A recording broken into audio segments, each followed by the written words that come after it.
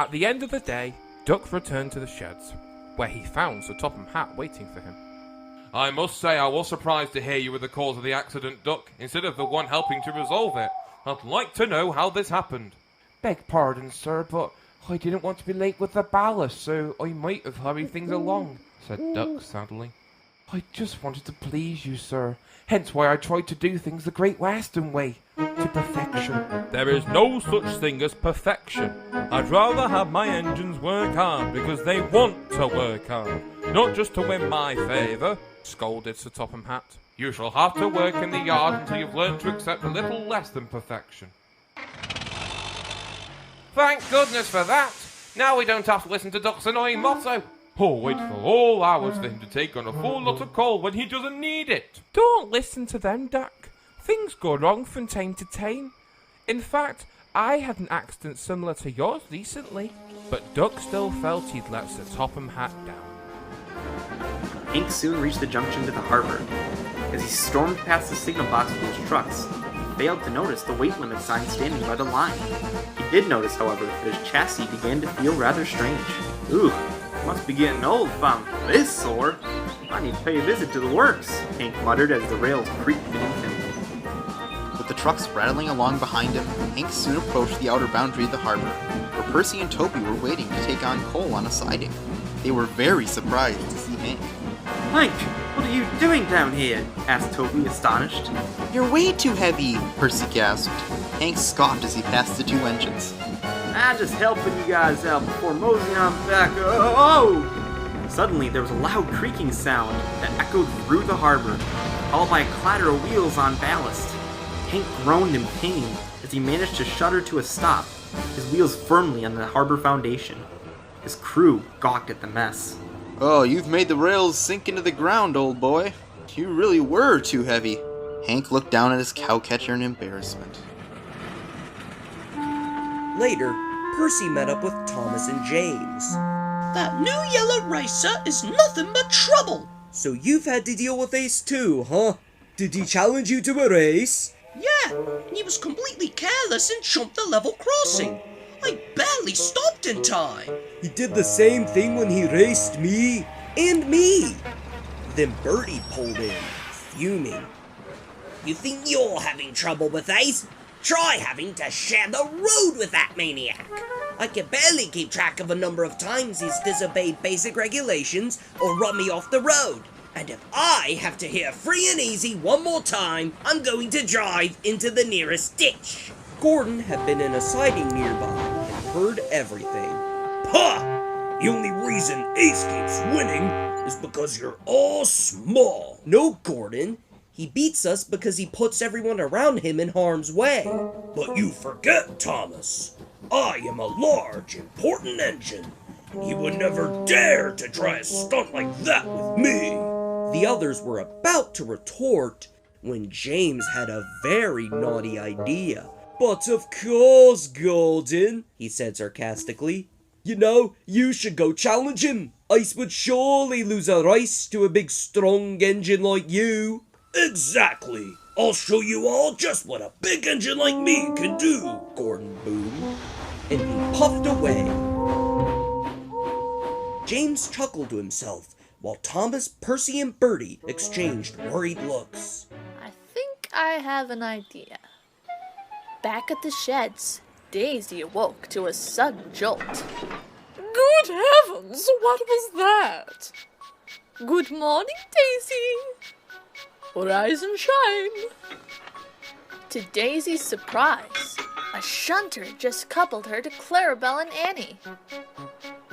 Let go of me. I'm not a coach. I am a diesel rail car. Not today. I needed an extra coach, you see, and I figured you'd fit the bill. Well, I never, she pouted. This is unacceptable. Despite Daisy's protests, Thomas left the yard pulling his 3 coaches, Annie, Clarabelle, and Daisy. Where are you from? London, answered the engine. Ah, yes, London. I worked there when I was young and green. Do you know the place? asked Gordon. The station's called King's Cross, and it's a very fine station indeed. King's Cross? Snorted the big engine. The big station at London is Euston. If you had any sense at all, you would know that. Pah! I've got sense. Plenty more than you, it seems. I up you two. What's all the noise? This idiot says the station at London is Euston, replied Gordon. Duck, a smart engine like yourself should know it's King's Cross. Oh, rubbish. Both of you. It's Paddington, retorted Duck. I should know. I worked there before I came here. Well, I've never heard so much foolishness. I better go fetch my train before you two make me lose my temper. And Gordon puffed away to collect his coaches. He had had enough. Duke followed the music all the way to the big station. When he arrived, he stopped, stared in amazement. The station was lit up in thousands of twinkling warm lights, and all the engines, big and small, sang a soft, powerful rendition of O Holy Night.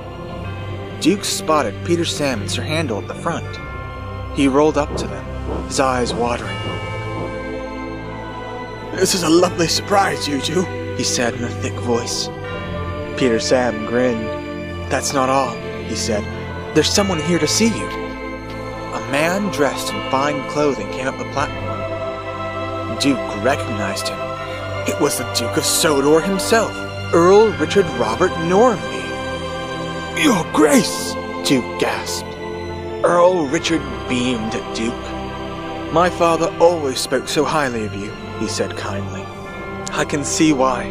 This is a splendid Christmas celebration, just like the ones my father held.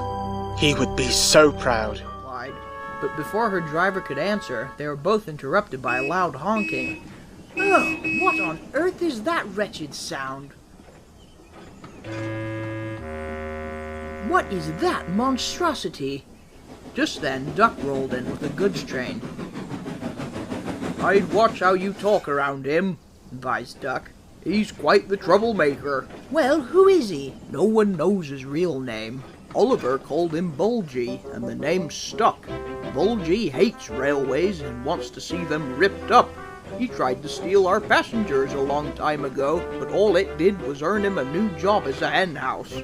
Sir Topham Hatt brought him out of, retirement as a vegetable stand, and then recently to help Bertie. Now it seems he's back here.